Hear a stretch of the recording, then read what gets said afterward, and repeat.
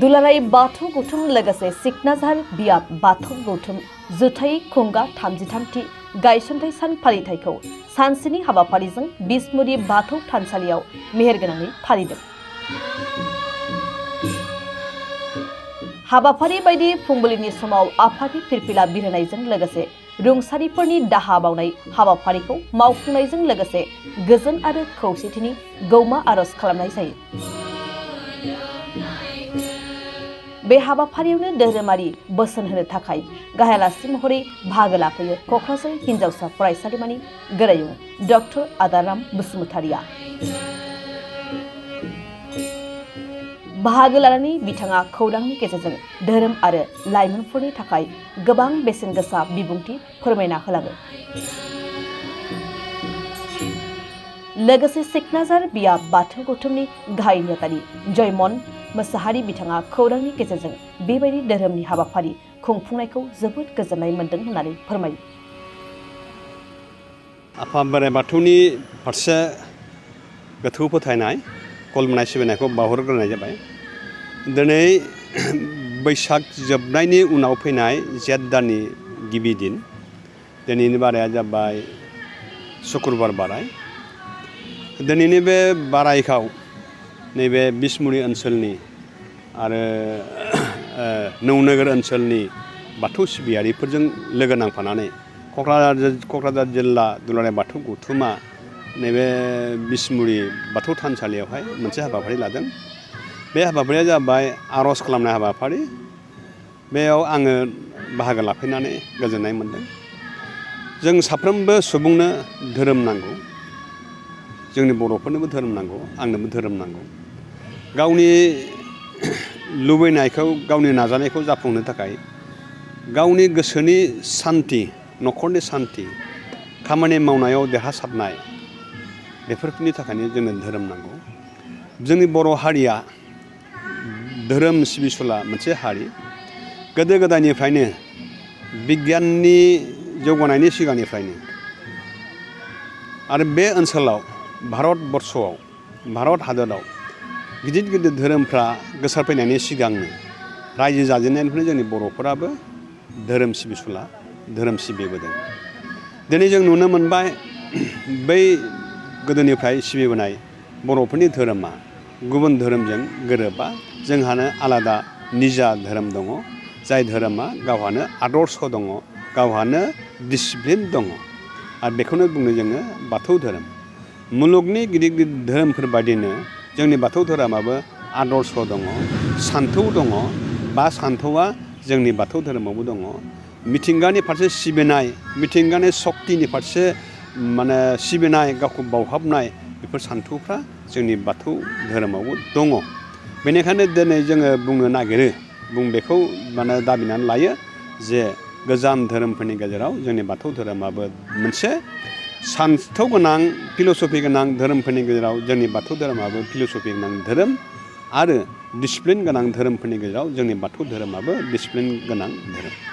लाइमोनफोरनि बिथिंखौ नायोब्ला सार, बे बिथिङाव बेयो लाइमोनफोरनि फारसे बाथौ सिबियारि लाइमोनफोरनि थाखायल' नङा, गुबुन गुबुन धोरोमनि सिबियारिफोरनि गेजेरावबो लाइमोनफोरनावहाय मोनसे आलादा ढौ फैगासिनो दङ आरो फैबाय थाखायो। बे लाइमोनफ्रा जाबाय बिसोरो उदांस्रिखौ लुबैयो। जेरावबो उदांस्रिखौ बिसोर लुबैयो। जानाय लोंनायाव उदांस्रि लुबैयो, फरायनाय बेरायनाय जेरावबो उदांस्रि लुबैयो। बेनिखायनो सिबियो, बेवहायबो बिसोर उदांस्रिखौ लुबैयो। बेनिखायनो दिनै जोंनि न'खरनि जायफोर लाइमोनफोर, बिसोरो 100आव 100% बाथौ बिमा बिफाफोर बायदि बाथौ सिबिग्रा नङाब्लाबो बिसोरो बाथौ सिबिनायनि हेंथाबो नङा, बाथौ धोरोमनि हेंथा नङा। जेब्ला मोनसे सम फैगोन, बिसोर जेब्ला संसार जागोन, गावनि जिबननि फारसे बुजिनाय फैगोन, बिसोरनावहाय धोरोमनि गोनांथिया सफैगोन। आरो जेब्लानो धोरोमनि गोनांथि सफैगोन, अब्लानो बिमा बिफा एबा बिबै बिबौआ सिबिलांनाय धोरोमखौनो बिसोरबो अनसायबोगोन। बिदिनो खालामगासिनो दङ। आं जेब्ला लाइमोनमोन, अब्ला आंबोथ' बिदिनोमोन, उदाङै थाग्रा, उदाङै जाग्रा। बाथौ थानसालियावहाय खुलुमफेरामोन, सिबिफेरामोन। बेनिखायनो जोंखौ बिमा बिफाया रायोमोन। नाथाय जेब्ला आं संसार जाबाय, अब्ला आं बुजिबाय आंनो धोरोम नांगौ। अब्ला आंनो मा धोरोम नांगौ? आइ आफानि थैजों आं जोनोम जाबायब्ला आइ आफानि धोरोमखौनो आंनो नांगौ होननानै आङो दिनै बाथौनि फारसे आफा बोराइ बाथौनि फारसे सिबिनाय खुलुमनायजों आङो संसार जागासिनो दं। दा धोरोमनि बेलायाव गोबां खामानि मावनांगौ दं होननानै सानो। खामानि मावनांगौआवथ' जोबथा गैया, गोबां खामानि मावनांगौ दं। दा जोंहा बाथौ धोरोमारिफ्रा मावथारनांगौ खामानिया जाबाय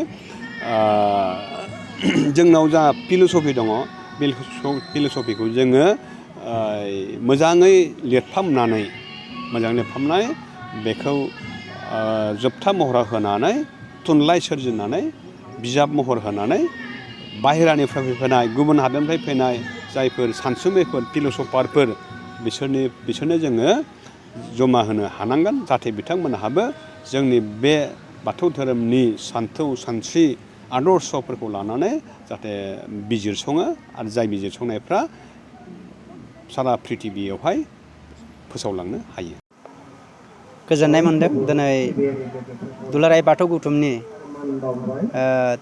33थि गायसनथाइ सानखौ लोब्बा लानानै जोङो बेवहाय बिसमुरिनि सिखोना जाहार बिजाब दुलाराय बाथौ गौथुमनि थानसालियावहाय क'क्राझार जिल्ला दुलाराय बाथौ गौथुम आरो जोंनि गासै बिजाबफोरखौ लानानै जोङो दिनैहाय गौमा आर'जजों लोगोसे ओनसोलनि सुखु गोजोननि थाखाय खौसेथि गौमा आर'जआव जोङो गासै बाहागो लाफैनो हानाय मानिजाथाव क'क्राझार गार्लस कलेजनि गोरायुं आदाराम बसुमतारी सार आरो बेवहाय क'क्राझार सरकारि फरायसालिमानि गोरायुं कमल बड'सा सारजों लोगोसे क'क्राझार जिल्लानि सिङाव थानाय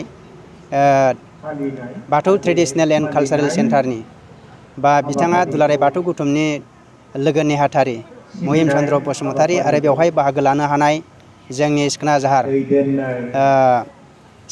बाथौ आश्रम फरायसालिनि फरायसाफोरखौ बरायनाय असिला लानानै फार्स्ट डिभिजन आरो सेकेन्ड डिभिजन गासै 20सा बिथांमोनखौ बरायनाय असिला लानानै दिनै बेवहाय जोङो जथायै बे गायसनथाइ सानखौ गाजा गोमजायै सानसेनि हाबाफारि लानानै खुंफुंनाय जादों। बेनिखायनो आङो आसा खालामो जाहाथे जोंनि गासैबो बेवहाय क'क्राझार जिल्लानि सिङाव थानाय जोङो बिजाबफोरखौ लानानै दिनै गोजोननाय मोन्दों। आसाम सरकार आरो बिटिआर सरकारा जोंनि बे थानसालियाव माखासे अनसुंथाइ हरनाय बेवहाय फुंनि बेलायाव जोंनि 3 नं क'क्राझार एसटि कनस्टिटुवेन्सिनि एमएलए मानिजाथाव लरेन्स इस्लारिया फैनानै बेवहाय इन्डिजिनियास फैथ एन्ड कालचारेल बिनि 5 लाख रां मोनसे आसुनि लुफुंनो थाखाय जोंनो अनसुंथाइ हरनायखौ फुंनि बेलायाव बिथां एमएलए सारा बेखेवनानै थांबाय खुन्थिया गायसननायखौ।